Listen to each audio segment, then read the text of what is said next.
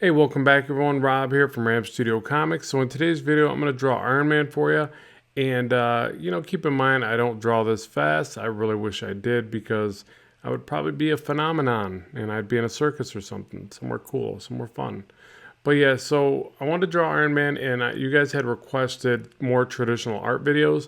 So that's what you see me doing here. This is just some sketchbook paper. It's actually Strathmore 400 series. I'm using a HB or I'll have to check and post that in the comments. Sorry, I'm using the darker lead. I always get them confused, but I basically just use the one lead because I'm pretty much determined to take this one to ink.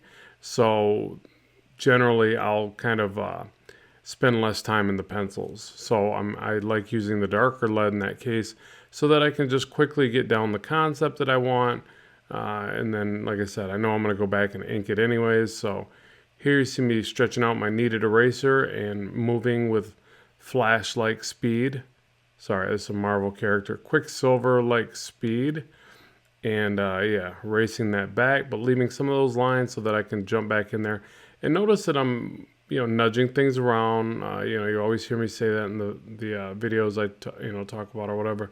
Talk about the drawing process. I'm always moving lines around, but nudging them around.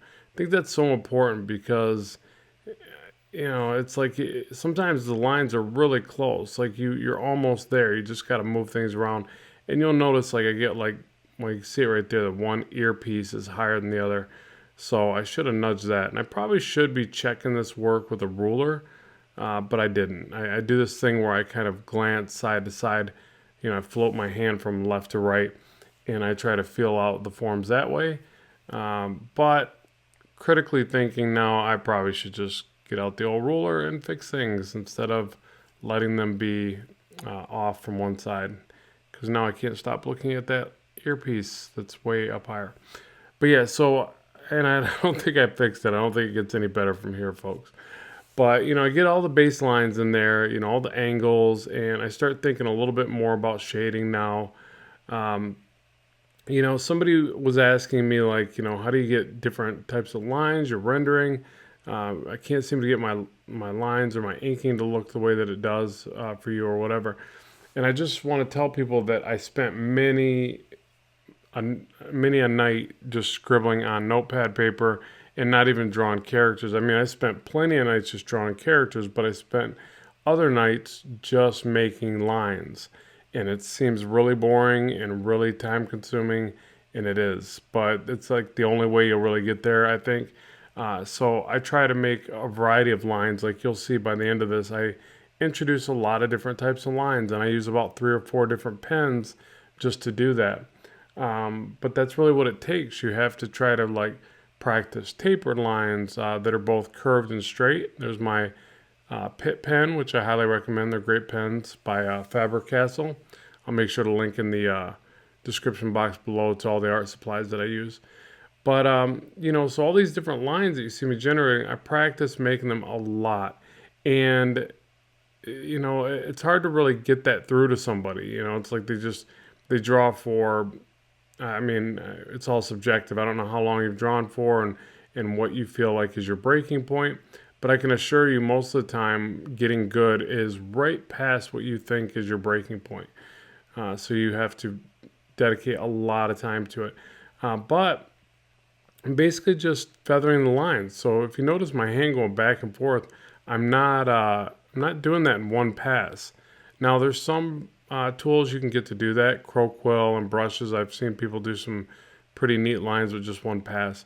But with this type of process, I'm having to feather those lines and, keep massaging them, if you will. I don't like using that term, but it doesn't just happen by one quick pass. I have to redraw it a few times. Now that being said, it still wasn't that lengthy of a process. This entire piece took me an hour. It actually came in right at like 58 minutes. So to sketch it, ink it, and everything, it's more of a loose style, but at the same time, that's pretty darn good for me anyways.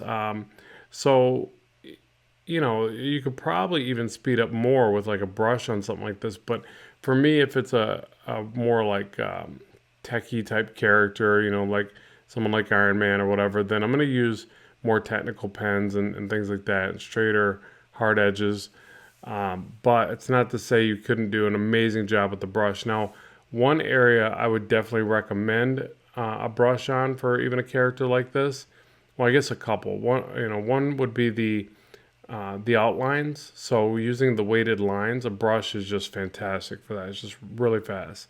Can't do it any faster than with the brush. Maybe a crow quill, but I never got extremely proficient with that, so I can't tell you on that one. But the other thing is those swirls that pass through the face and all through the armor. Brush is perfect for that. In fact, you'll see I kind of struggle to generate the look I'm after with the brushes I'm using or pens I'm using, Sharpie and all that.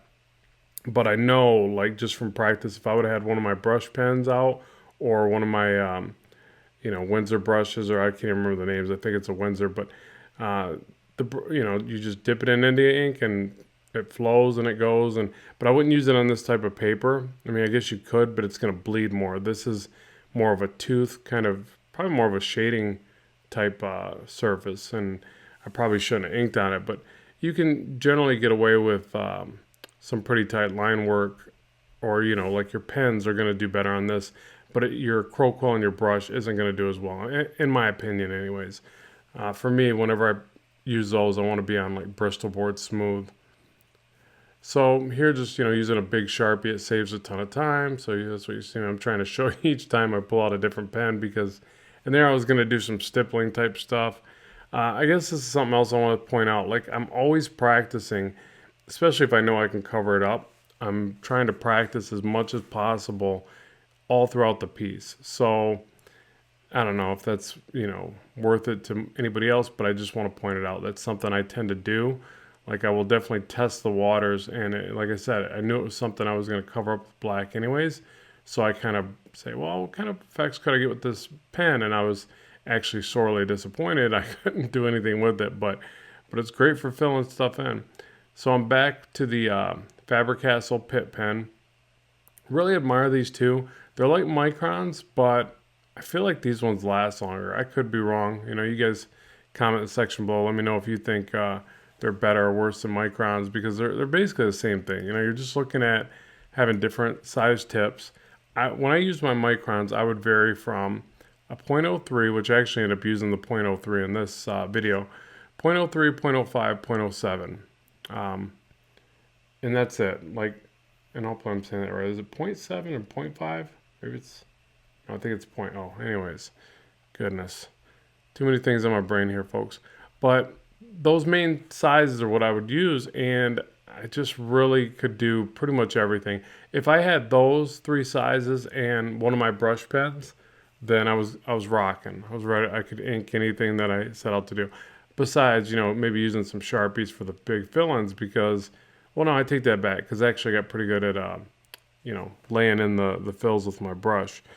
But it's nice to be back to doing some traditional inking. It's been a while. I ink so much on the computer with things like Procreate and Clip Studio Paint.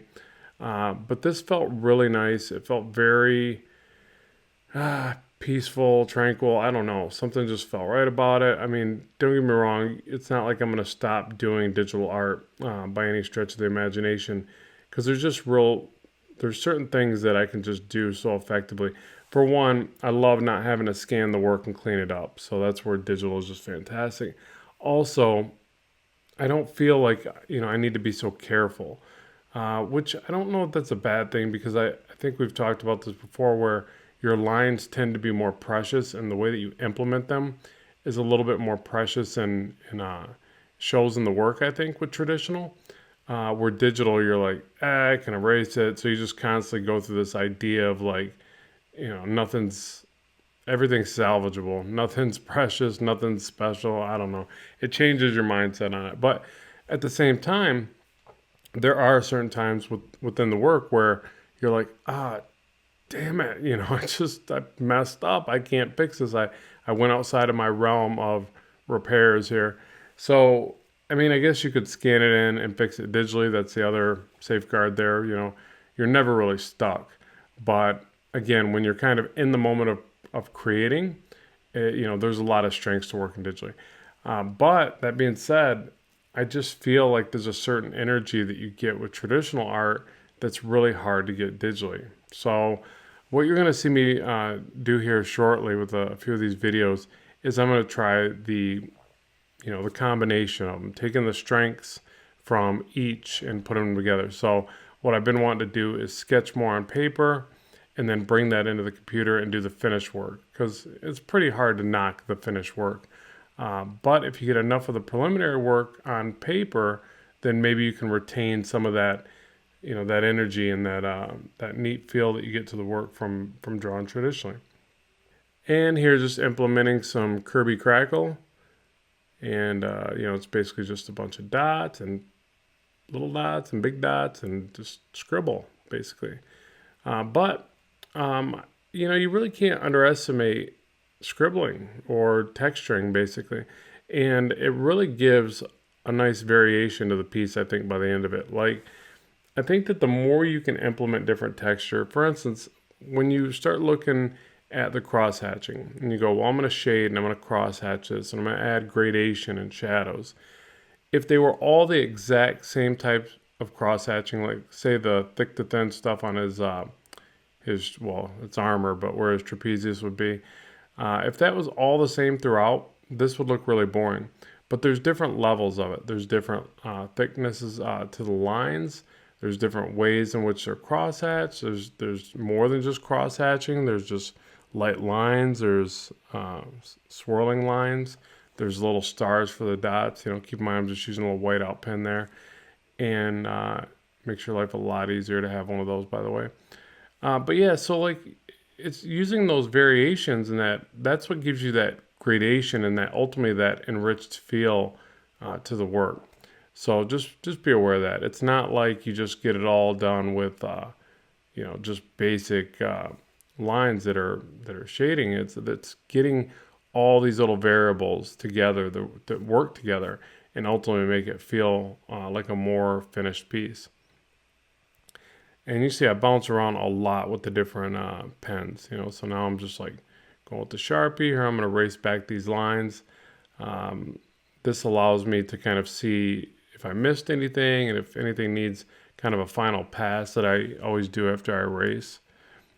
But yeah, so this is a lot of fun. You will see me do a lot more. Oh, by the way, that's my 0.03, and I'm using that to even throw in a lighter little bit of shading. And it almost doesn't show up on the video here real well, but I just want you to be aware that, again, I'm trying to separate that range of shading. So it's not all just heavy lines, it's not just any one thing. It's a nice variation that, again, enriches the final piece, I think. But yeah, so there'll be more of these traditional art videos. I'd love to know what you think in the comment section below. What type of characters you want to see, what type of topics you want me to cover. Make sure to let me know, and I will get that on the schedule. But I truly enjoyed this, and I got to do more of it. For one, I got some conventions coming up. I'm going to be at the Flint Comic Con by the end of this month, and then I'm going to be at the Motor City Comic Con.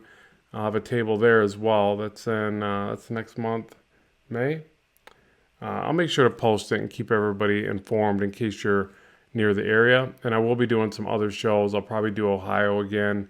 But these are great for conventions. Like this is what you do at conventions. You sit here and draw this stuff, and you sell some commissioned art or whatever.